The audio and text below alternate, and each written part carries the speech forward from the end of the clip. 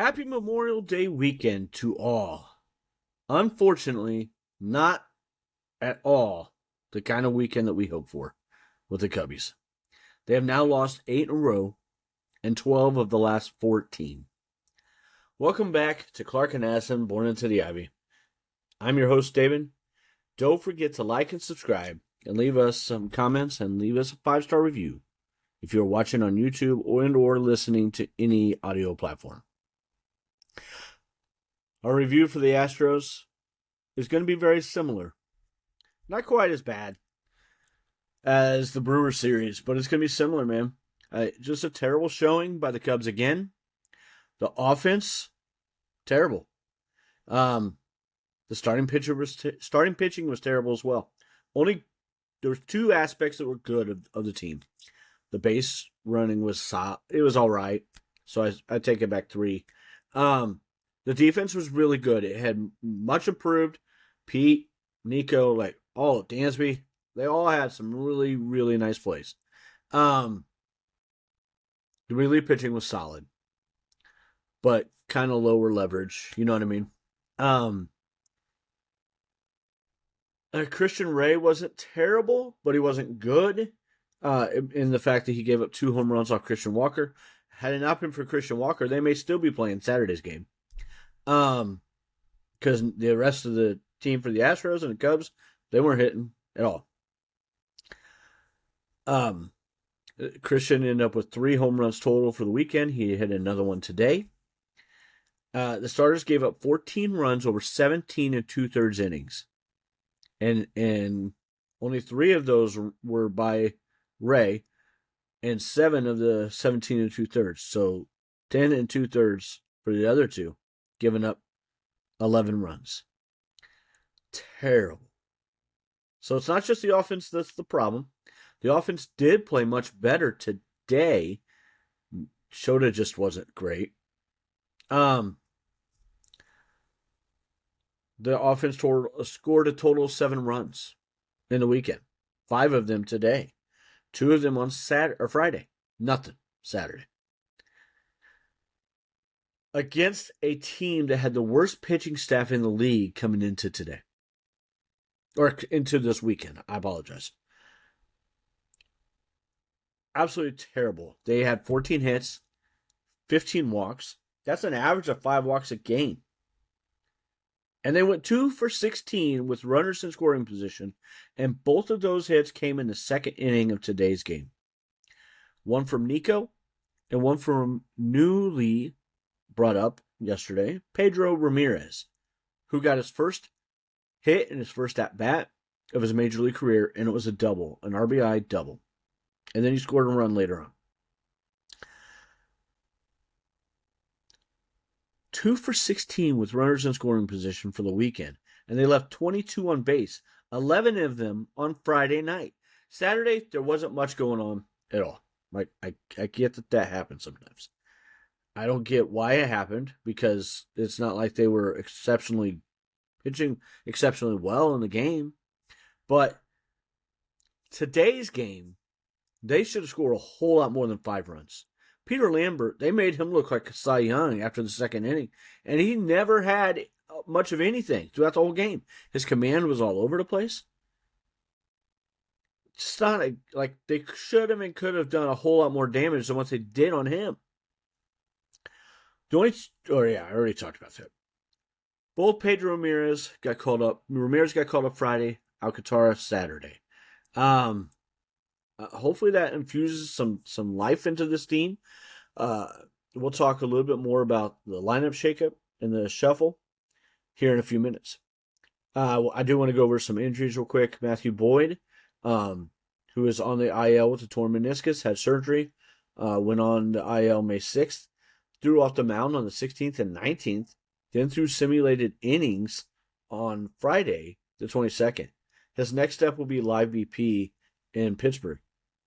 I mean, the way everything seems to be progressing with him, that's a blessing, because we need him, obviously. Edward Cabrera is now on the IL.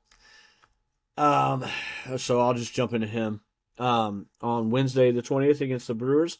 He went out in the fourth inning, threw one pitch, and came out. He has a blister issue.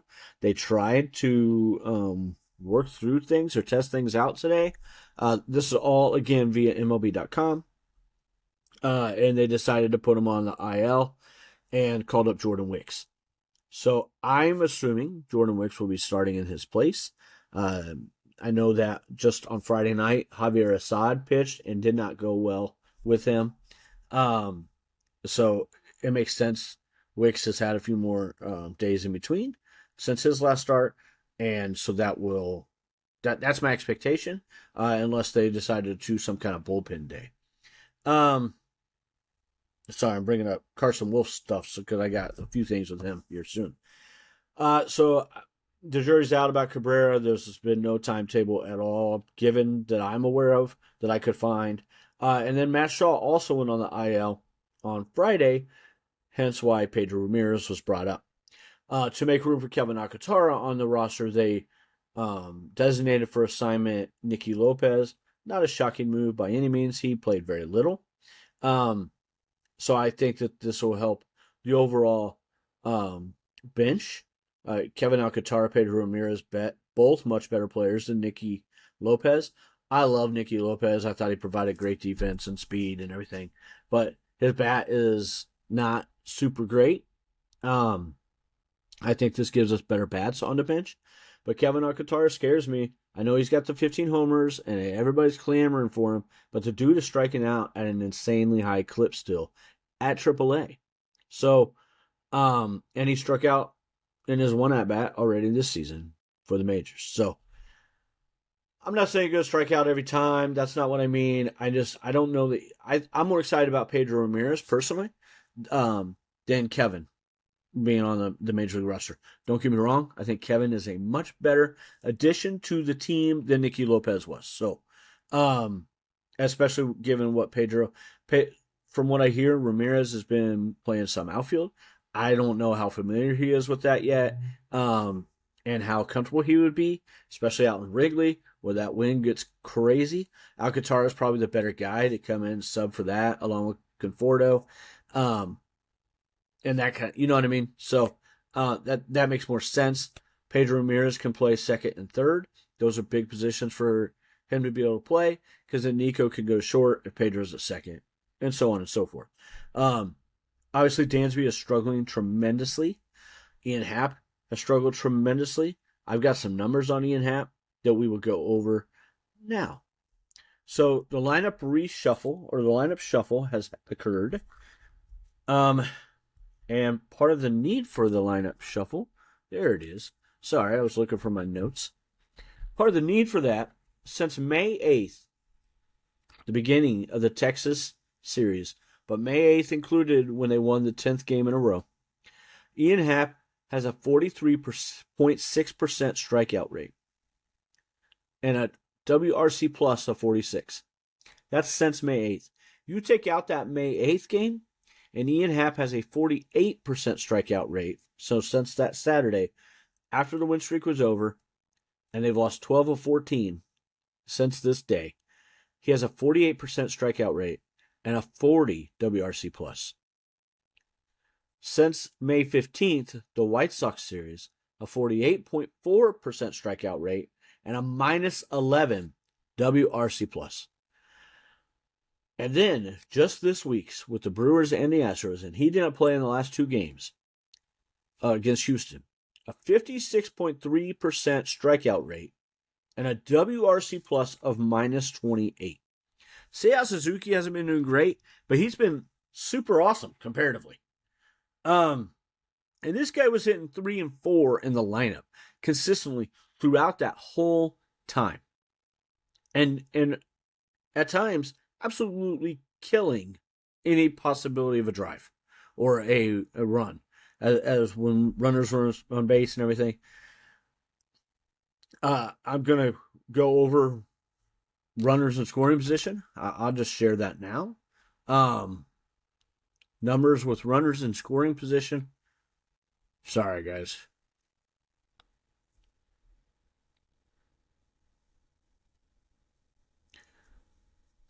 Ian Happ in 70 at-bats. He has the most plate appearances. So that's not at-bats, that's plate appearances. I apologize. The most plate appearances of any Chicago Cub with runs on base, and primarily because of where he hits in the lineup, has a 143 batting average with only 8 hits in those 70 plate appearances, somehow managed 11 RBIs, and a strikeout rate of 41.4. That's for the whole season. The whole season. Seiya is even worse batting average-wise. His strikeout rate is not much better. It's just 2% better, to be frank. Everybody wants to get on Pete and call him Javier Baez, all this other crap. Kelly and PCA are the top 2 guys with 50 at-bats or more, or plate appearances or more, with runners in scoring position, at 306 and 302. I think a lot of people would be shocked to see that. Michael Busch is third with 294. And you can see that. Like, Pete struck out 23.2% of the time. That's a little high, but it's nothing compared to this other stuff. Michael Conforto, the guy everybody is all, hey, this is the next guy. Don't get me wrong. Michael has played really well. He's done really well. But he's batting 200 with runners in scoring position. Had only 3 hits, 8 RBIs, and a 27.3% strikeout rate. And he did it again today with the bases loaded. This isn't about beating up Conforto. It's about saying, I think that we're a bit unfair at times with guys like Pete and Michael Busch here lately. Mo Baller hasn't been super fantastic, but he's not the guy that should be. Alex Bregman is 232. This guy's getting paid $35 million a year. And he's hitting 232 in 64 plate appearances and a 17.2 strikeout rate. That's not terrible by any means, but the strikeout rate isn't the problem. The 232 average is the problem. When we get runners in scoring position, Matt and I talked about this last week.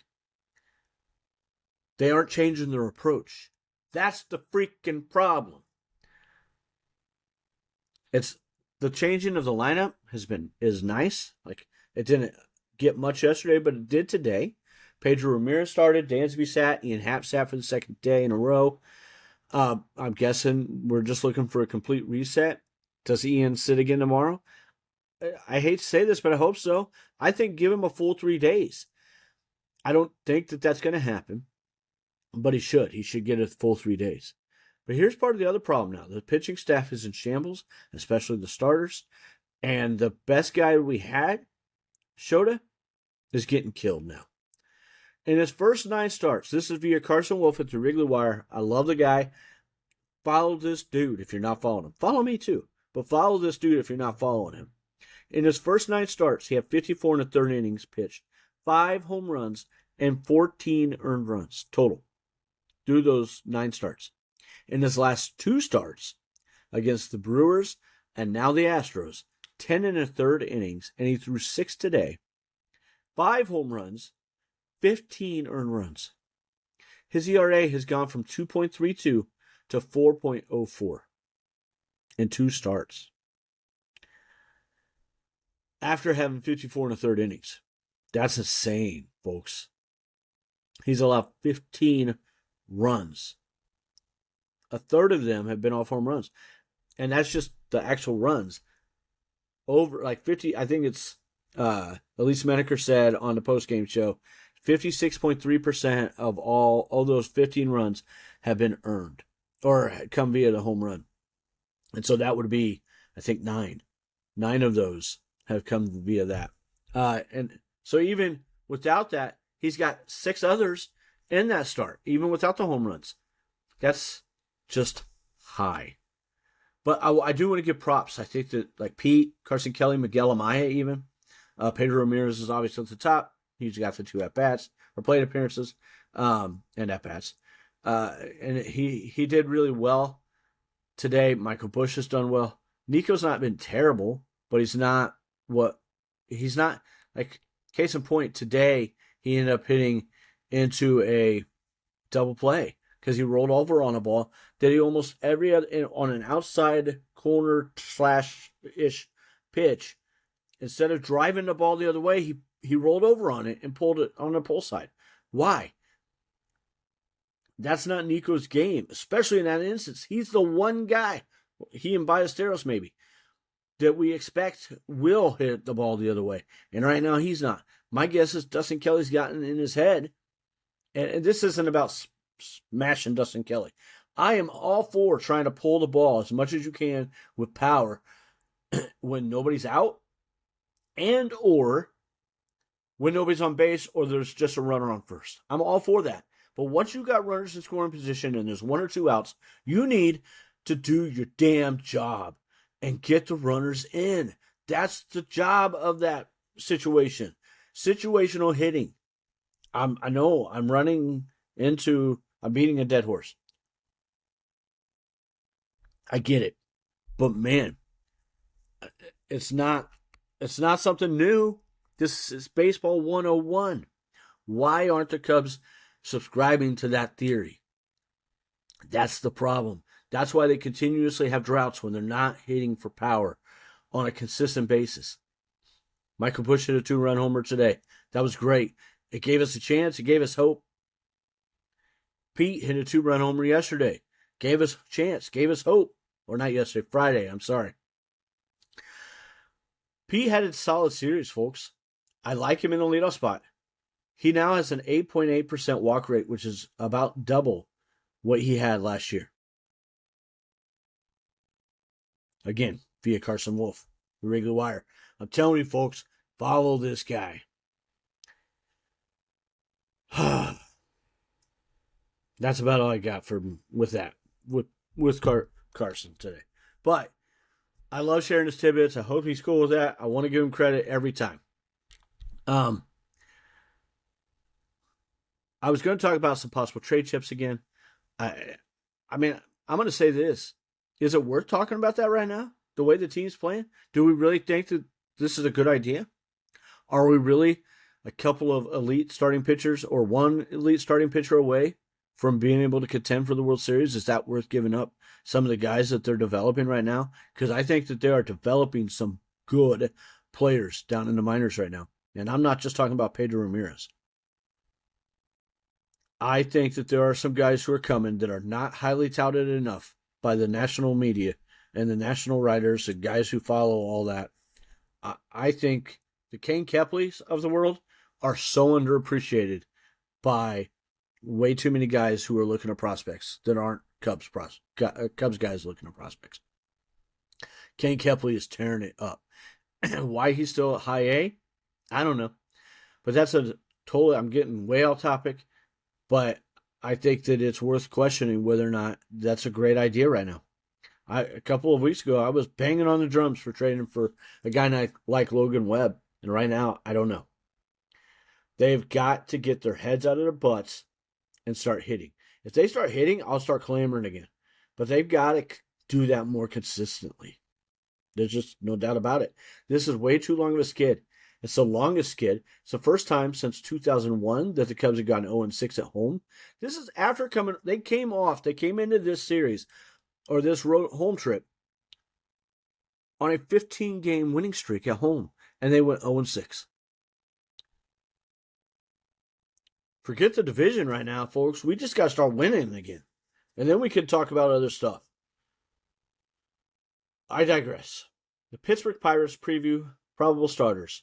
On Monday will be Ben Brown versus Carmen Malinsky, who kicked our butts at Wrigley.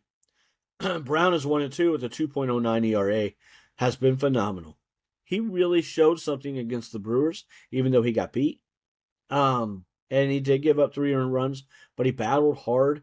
And there were a couple of times where the old, like last year's Ben Brown, would have just completely faltered, and it would have been 10-0 before you knew it.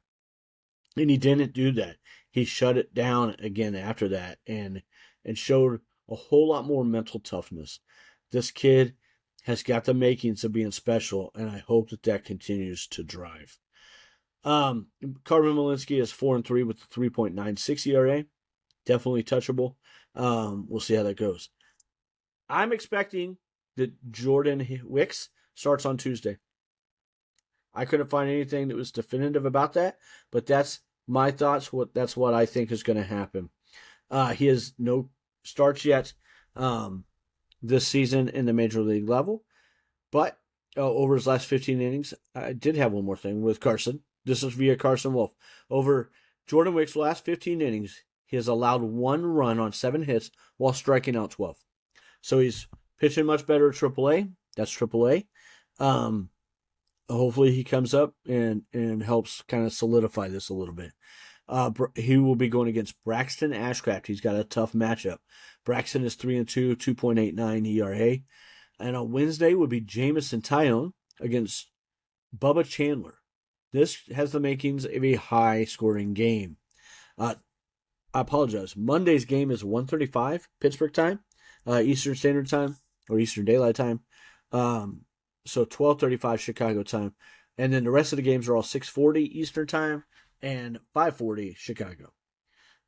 Jamison Tyone 2-4 with the 5.21 ERA on Wednesday against Bubba Chandler 1-6, 4.79 ERA. And then on Thursday will be Colin Ray against Paul Skeens. Ray 4-3, 4.83 ERA. Skeens 6-4 with a 3 ERA. Skeens has been hittable in a few games this year. And the Cubs have gotten to him before. So, I mean, don't just think, oh man, it's Paul Skeens. You know what I mean? The Pirates coming into this series hosting the Cubs with a record of 27-26 and 3-7 in their last 10. They are 13-13 at home this season. The Cubs will enter the series playing some of their worst baseball of the season. I mean, they're far worse than that 7-9 start. The Cubs are now ranked 15th in the majors with a 4.00 ERA, and that only went up today. These numbers for the season team numbers are going into Sunday's game for both teams. The Pirates are ranked 14th with a 3.92 ERA. The Pirates are 5th in the league with runs scored at 4.85, while the Cubs are 8th at 4.77. But they've been even far worse than that lately. The Pirates' offense is led by Brandon Lau, who has a 907 OPS, Spencer Horowitz with an 803, and Odell Cruz with a 758 OPS. Their bullpen is led by a trio of very talented pitchers. Southpaw's Gregory Soto with a 2.31 ERA, and Evan Sisk at 1.61 ERA. And right-handed pitcher Yolanda Ramirez with a 3.69 ERA. I do not have any players of the week this week. If I had to name somebody, I would say Pete and Colin. And Pete for position player, Colin Ray at starting pitcher because he at least kept the team in the game, even though they lost 3-0. And relief pitcher, I'm going to say Ethan Roberts because he threw a lot of innings and only gave up 1 run. I think he ended up throwing at least 1 inning today, so he was almost 5 innings for the week if he didn't hit 5 and only gave up 1 run and a lot of cleanup. So again, low leverage, but I think Ethan deserves a chance at some higher leverage spots. He's pitched very well this season. His ERA is under 1. And just been solid. I would like to see Gavin Hollowell come up at some point. I think that he's again, because I think he deserves more of a chance. And the way that some of this is going, these starters are just getting racked. The fact that we got 6 innings out of Shota today was 1, frustrating, and 2, a sign of we're getting our butts kicked again. So I don't want to waste more bullpen arms, and I understand that, but man, this is just frustrating. Just absolutely frustrating. Thank you for watching. I'm David, your host. I appreciate you watching Clark and Addison Born into the Ivy. Don't forget to like and subscribe and leave a comment or 2 on YouTube, and or if you're listening to any platform, leave us a 5-star review. Everybody have a great day. Let's go Cubs.